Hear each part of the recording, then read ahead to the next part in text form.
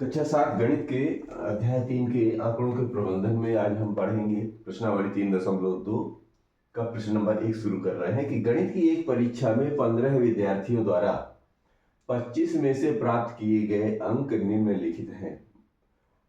मतलब 15 विद्यार्थी परीक्षा दे रहे हैं और पूर्णांक है 25 नंबर का, ठीक है, और ये अंक दिए गए हैं यहाँ पर। फिर कह रहे हैं कि इन आंकड़ों के बहुलक और माध्यक ज्ञात कीजिए, क्या ये समान है। सबसे पहले क्या क्या ज्ञात करना है, आंकड़ों के बहुलक और माध्यक, ये दो चीजें ज्ञात करनी है। तो शुरू करते हैं।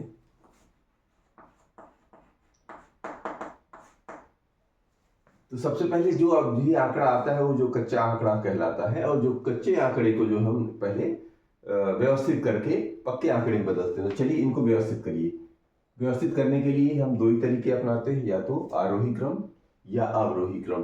तो शुरू करते हैं, पहले आरोही क्रम में लेते हैं। आंकड़ों को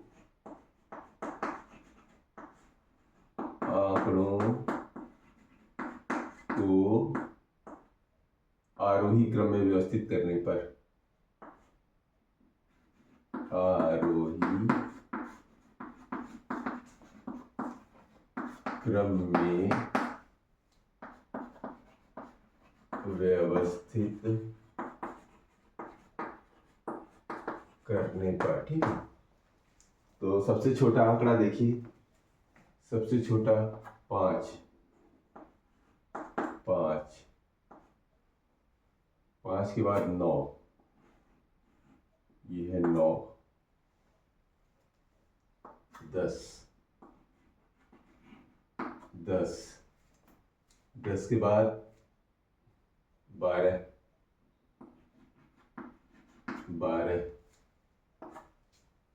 12 के बाद 15, ये 15 के बाद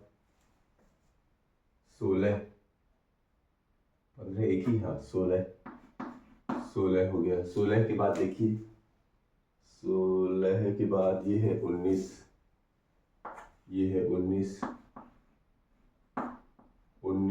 19 के बाद 20, 20 कितने हैं, 1 2 3 4, 4 20 है, 1 2 3 4, 4 20 के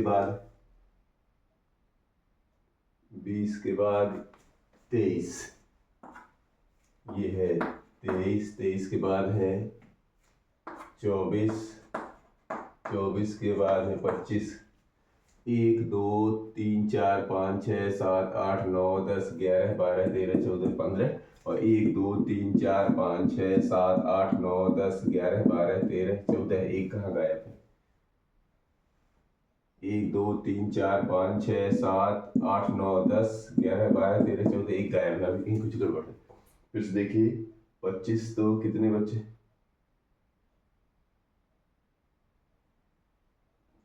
25 1 और 2, तो हाँ ये 2 तो 25 है, तो एक 25 और लगाइए, ये अब पूरे हो गए। तो हमारे जितने आंकड़े होते हैं व्यवस्थित करने के बाद वो सारे दिखने चाहिए, तभी तो हम उनका सही जवाब दे पाएंगे। तो ये हो गया व्यवस्थित। अब फिर क्या कह रहे हैं, इन आंकड़ों के बहुलक और माध्यक ज्ञात कीजिए। बहुलक क्या होता है, जो आंकड़ा सबसे ज्यादा बार व्यवस्थित आंकड़ों में जो भी आंकड़ा सबसे ज्यादा बार नजर आए वो बहुलक होता है। तो देखिए यहाँ पर जो है ये वाला आंकड़ा और ये 2 बार आया है, तो यानी सबसे ज्यादा कौन आया है, 20। तो 20 का मतलब हो गया कि बहुलक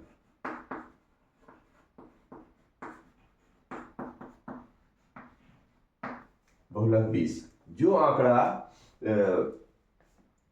हमारे इन व्यवस्थित आंकड़ों में सबसे ज्यादा बार आए वो आंकड़ा बहुलक कहलाता है।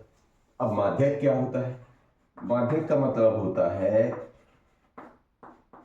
जो भी आंकड़ा है उसमें बीच का आंकड़ा। अब कैसे अंदाज करेंगे बीच का आंकड़ा, तो ये अभी कितने थे, 15, तो इसका सूत्र होता है n+1/2। n+1 का मतलब होता है जितने भी आंकड़े हैं उनका अंक n, और उसमें 1 जोड़ दीजिए और 2 का भाग दे दीजिए, यानी कि 15 आंकड़े में से 1 जोड़िए और 2 का भाग दीजिए। तो 15 1 16/2, एक कम 2, 2 अट्ठे 16 अर्थात 8। ये जो 8वां आंकड़ा है वो हमारा माध्यक कहलाएगा। सो माध्यक 8वें नंबर पे चले जाइए, कौन सा दिख रहा है। सो 1 2 3 4 5 6 7 8, ये 8वें नंबर पर है। 8वें नंबर पर है 20, तो ये हमारा माध्यक 20 हो गया। अब ये यहां तक क्वेश्चन हो गया। अब ये कह रहे हैं क्या ये समान है, तो देख लो दोनों समान है, मतलब एक जैसे हैं। तो बहुलक भी 20, माध्यक भी 20, तो हम लिखेंगे हाँ ये समान है।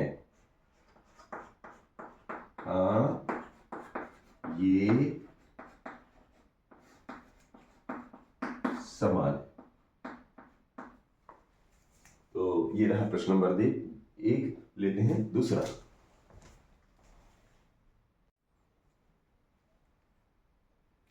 अब प्रश्न नंबर 2 है, एक क्रिकेट मैच में खिलाड़ियों द्वारा बनाए गए रन इस प्रकार हैं।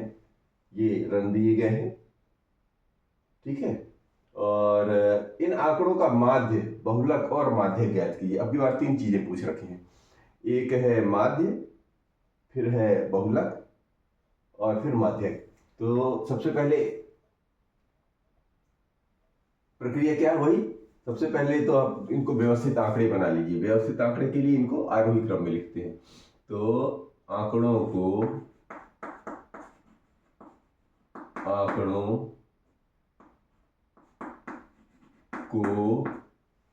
आरोही क्रम में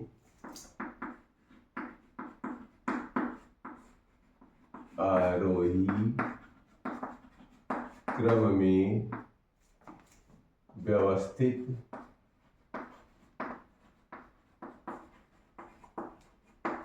करने पर, ठीक है, आंकड़ों को आरोही क्रम में व्यवस्थित कीजिए। सबसे छोटा क्या नजर आ रहा है,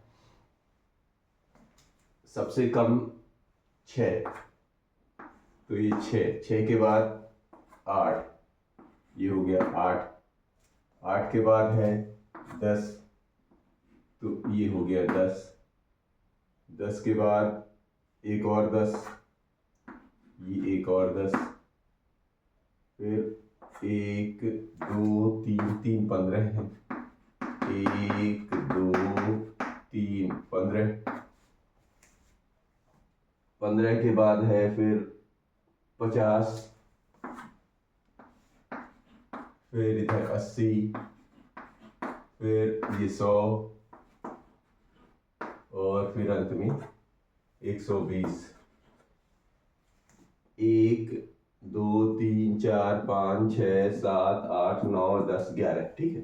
1 2 3 4 5 6 7 8 9 10 11 खिलाड़ी 11 ने इस प्रकार से रन बनाया है। अब क्या ज्ञात करना है, माध्य। माध्य क्या होता है, माध्य की परिभाषा क्या होता है कि जो भी आंकड़े दिए हैं इन सभी आंकड़ों का योग, यानी कि रनों का योग बटे कुल अंक, ठीक है ना। ये रन है, तो बनाए गए रन इस बार, तो इन सब रनों का योग बटे कुल अंक। रनों का कुल योग बटे कुल अंक। अब देखिए रनों का कुल योग, अब यहीं पे इधर ले लेते हैं नीचे वाले। रनों का कुल योग कितना है, रनों का कुल योग यही जो लाइन से लिखे हुए सबको जोड़ दीजिए। कैसे, 6 धन 8 धन 10 धन ये 10 धन 15, फिर अलग 15, फिर और एक 15, 3 15 हो गए, फिर 50, फिर 80, फिर 100 और ये अंत में 120। ये सारे रन है। और कितने कुल है, मतलब कुल अंक कितने अंक, ये सारे अंक कहलाएंगे, ठीक है। तो कुल अंक है 11। अब इनको जोड़ दिए तो इनका जोड़ होता है 429।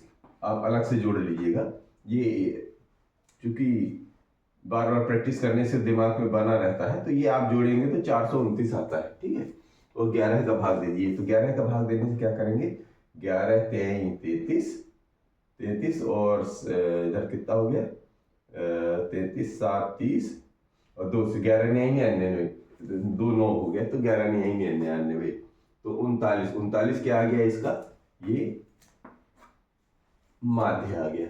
अब बहुलक क्या होता है बहुलक में वही यानी 3 चीजें पूछा है ना माध्य बहुलक और माध्य। तो अभी एक चीज तो निकाल ली है आप ये जो दूसरी चीज निकालेंगे बहुलक बहुलक में ये जो व्यवस्थित आंकड़े में देखिए कि कौन सा आंकड़ा सबसे ज्यादा बार आया है। सबसे ज्यादा बार कौन आया है 15 ये सबसे ज्यादा बार आया है। तो बहुलक जो सबसे ज्यादा बार आया है यानी 15 3 बार आया है। क्या आया है 15 है 3 बार और कोई है क्या और कोई 3 बार है ही नहीं 2 बार है बस। तो 15 3 बार आया है अतः